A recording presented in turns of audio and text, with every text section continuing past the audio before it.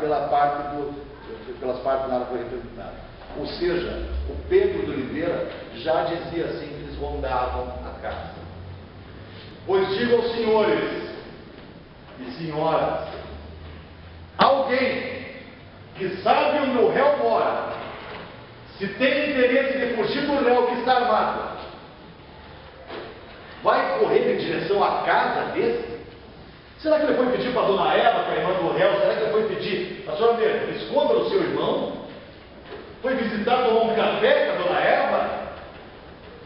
Ou estava fazendo o que no meio do mato?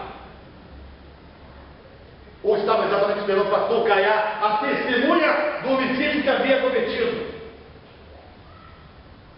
Interessante dizer também isso.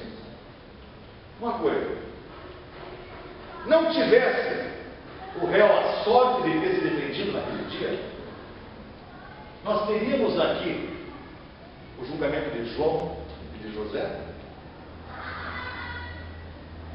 Se ele não matasse as testemunhas, ou se ele não intimidasse as testemunhas, provavelmente fosse aberto um inquérito e o processo estaria aqui hoje. E tenha certeza, cada um dos senhores, que realmente o mesmo promotor, o mesmo brilhantismo que tem, a capacidade técnica que tem, levantaria todas essas histórias de morte. E seria ele, então, o monstro a ser julgado nessa data. Parece que realmente a coisa se inverteu. Por uma questão de sorte, o Benedito sobreviveu. Lamentavelmente, e não pense, senhores, que qualquer advogado comemora a morte de alguém. Lamentavelmente, João e José, os brigões, aqueles que andavam rondando a casa do réu, o João que já tinha matado alguém, o João que tinha esfaqueado uma mulher em Laje, segundo o próprio réu nos conta aqui hoje. Esses, realmente, por mais que tenham todo esse passado, ninguém fica feliz. Deveriam eles ter sido julgados, sim, presos pela polícia imaginária, que lamentavelmente não faz nada para nós. Deveriam então ser submetidos a julgamento, e pelo pouco dinheiro que tem, sequer advogado iriam ter. Quem sabe eu fosse o advogado nativo que estivesse defendendo hoje aqui, o João e o José. Senhores, vejam que coisa ingrata que é isso, e como ninguém pode comemorar o resultado do morte. Mas aconteceu, e aconteceu para que alguém ficasse vivo, e quase que não ficou. Quase que nós temos 3 mortos aqui e nenhum sobrevivente. Porque, segundo o próprio enfermeiro aqui, ele não fez faculdade de enfermagem. Devo esclarecer isso aos senhores. A testemunha Miguel, que veio ali posteriormente. Tem um depoimento do Miguel aí, não? A testemunha Miguel foi aquele que realmente foi lá e fez todo o atendimento para salvar a vida do Benedito. É analfabeto. Não teve a sorte, a bênção de Deus. Ele é enfermeiro, sim, por conta do seu trabalho no exército. Ele serviu o exército e lá ele desenvolveu o cargo de enfermeiro, quando ele aprendeu o suficiente para vir a salvar a vida do réu. E ele diz o quê? Que não presenciou os fatos, que na época dos fatos o acusado Benedito comentou, porque frequentava a sua casa e ia até para se esconder das vítimas. Ele chegou a se esconder na casa do Miguel para se esconder das vítimas. Que em razão de uma rixa estava sendo perseguido pelas vítimas, que segundo o Benedito contou na época, quando estava no bar, uma das vítimas chegou e deu a mão para dar as pazes, e outro chegou e desferiu um golpe de faca, atingiu a barriga de Benedito.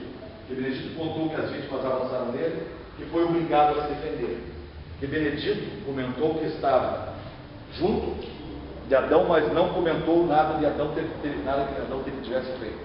Ele pergunta para a defesa, que fez curso de enfermagem no exército e pode descrever os ferimentos porque deu atendimento. Porque Benedito tinha um corte na barriga, estava se esvaindo de sangue, além de um corte no dedo, lesão de defesa. Veja, a legítima defesa dele exatamente se encontra na própria lesão da mão. Mostra que ele, ainda que esfaqueado, ainda não tinha sacado a arma. Isso mostra o que? Um homicida Ou uma pessoa que simplesmente não quer ser esfaqueada? Os senhores lembram-se quando o Benedito disse, ele me esfaqueou, eu empurrei, ele caiu, o Benedito sacou a arma e atirou nele caído? Não. A própria testemunha, que é fundamental, a qual eu duvido de algumas coisas, por causa do estado alcoólico que se encontrava, mas a própria testemunha diz ali, se é verdade ou não, que o João teria dito, não bate, ele te atira. E aí exatamente aconteceu o quê? Aí começou o ato de legítima defesa. Um tiro só. Um tiro só. E aliás, nenhuma facada. Por favor, não se confundam com os laudos. Não há justiça no excesso de acusação. Parece que, lamentavelmente, a única testemunha ocular desse fato não pode estar aqui dando o seu testemunho devidamente compromissado, porque ela foi colocada na situação de réu, o próprio Adão. Ah, mas o Adão tem estupro, o Adão tem isso, o Adão tem aquilo. Isso ele vai ser julgado nos processos devidos. O que acontece aqui é que nós estamos tratando do caso do homicídio, do duplo homicídio que aconteceu. Só. Seja ele o doente mental que Eva, que ele é realmente doente mental, como a Eva tentou de todas as formas ajudar ele e não conseguiu. Lamentavelmente toma cardenal. Inclusive, qualquer decisão que aconteça com Adão, já tinha até falado com o Dr. Edson, tem que entrar sim com o incidente de insanidade mental, mesmo posterior à sentença, não tem problema. Porque tenho certeza que será apurado que esse homem é doente mental, ele é incapaz. Quem sabe, até isso, não nos desse muita validade no depoimento dele quando ele nos contasse o que realmente aconteceu lá. Agora, será que Benedito agiu dentro dos limites da legítima defesa? A acusação concorda que no caso de José, sim. Pronto. Absolvição simples, sem problema nenhum. No caso do João, nós temos que analisar se realmente ele agiu dentro dos limites e moderação que a legítima defesa exige. Um tiro não. A vítima tem 4 tiros, nenhuma facada também. A vítima tem 4 tiros. Eram necessários os 4 tiros? Nós temos como dizer que não? Primeiro, nós temos que analisar a situação psicológica de alguém que está esvaindo sangue, momentos antes de entrar na sua casa, pouco mais de 20 metros da casa, pouco menos de 20 metros da sua casa. E aí? Aí o que nós temos é alguém com uma faca, investindo contra ele, que já está esfaqueado. É exigível, é digno exigir dessa pessoa que está esfaqueada dentro de um segundo, um tiro só? Não, espere, deixa eu ver se a legítima defesa está. Ou será que ele agiu até efetivamente cessar a agressão? Ah, não, foi execução porque tem tiros encostados. Eles entraram em vias de fato, eles entraram em luta corporal. É lógico que, se há um embate físico, o disparo é feito de perto. Se o disparo é feito de perto, ele deixa assim zona de espaciamento.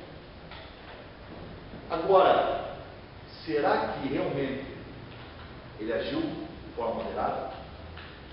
Pois vou dizer o seguinte aos senhores: não sei. Não sei. Mas não saber não quer dizer que não tenha agido. Os senhores vão tentar tirar dos autos as conclusões que os senhores acharem justas.